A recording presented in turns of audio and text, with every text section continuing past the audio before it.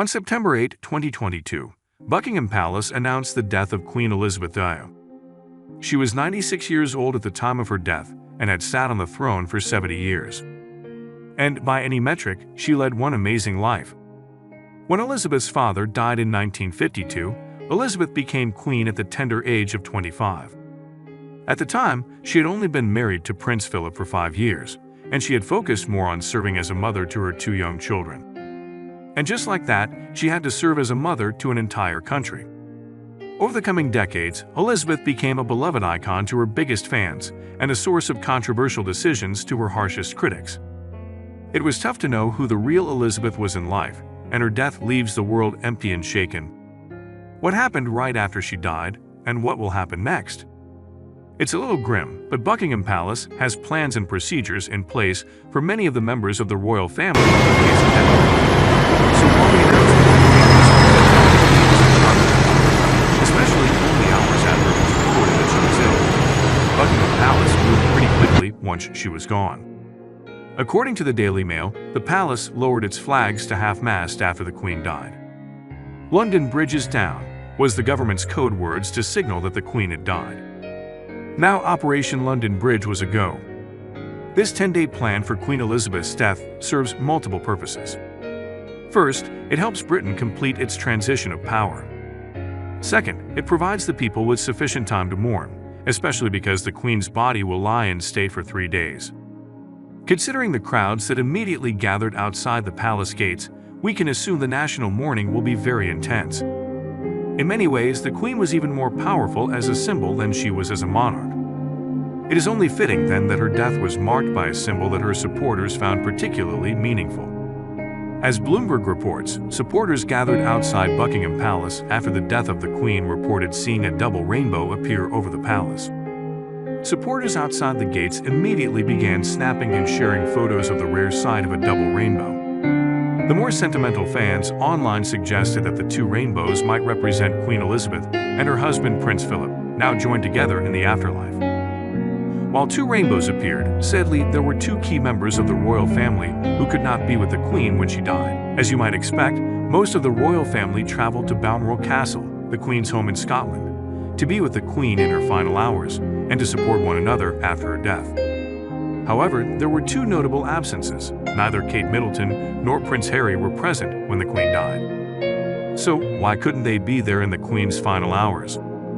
According to Town & Country, Kate Middleton stayed in Windsor to be with her and William's children for their first day of school at the prestigious Lambrook School in Berkshire. Their family is relatively new to Windsor, and Kate likely thought it important she and the children attend the settling an afternoon event at the school. As for Prince Harry, he and Meghan were actually already in England to attend the Wellchild Awards in London, when news broke that the Queen was not well and the family was gathering at Balmoral to be with her. Harry tried to fly out to Scotland to wish his grandmother one last goodbye. Sadly, Queen Elizabeth died before he arrived. There is much pomp and circumstance surrounding the death of the Queen. When, though, is her actual funeral going to be held? According to The Guardian, the actual funeral will take place 10 days after the death of the Queen. This is the culmination of the 10-day period of mourning, Operation London Bridge, that we mentioned earlier. The funeral itself will be a special state event at Westminster Abbey on September 19, attended by family members and assorted dignitaries. Afterward, the Queen will be laid to rest at St. George's Chapel at Windsor Castle within the royal vault.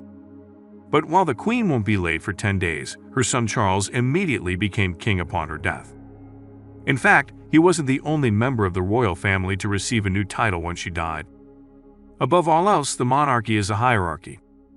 This hierarchy determines which titles different royals have. And upon the death of Queen Elizabeth, Charles, Camilla, William, and Kate all received new titles. Charles gets the most obvious title change. Rather than being Prince Charles, he is now known as King Charles IOA. His wife Camilla, the former Duchess of Cornwall, gained the title of Queen Consort. The death of my beloved mother, Her Majesty the Queen, is a moment of great sadness for me and all members of my family. We mourn profoundly the passing of a cherished sovereign and a much-loved mother, Charles said in his statement after Elizabeth's death, which already referred to him as the King. My family and I will be comforted and sustained by our knowledge of the respect and deep affection in which the Queen was so widely held. What about Prince William and Kate?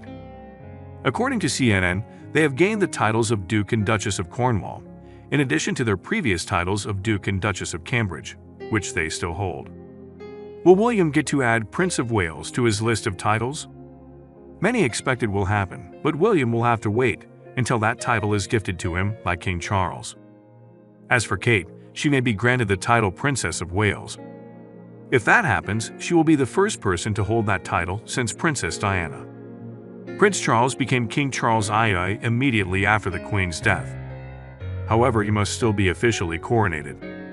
And when is that coronation going to be? The coronation ceremony is when the new monarch is officially crowned. But the ceremony is not scheduled yet, and people reports that it will likely not take place for many months. This gives the public sufficient mourning time beyond the 10-day window of Operation London Bridge so that everyone is better ready to accept a new monarch. And this kind of delayed coronation is nothing new. Elizabeth became queen as soon as her own father died in 1952, but she wasn't crowned until 1953. In this case, Charles' delayed coronation helps carry on yet another family tradition.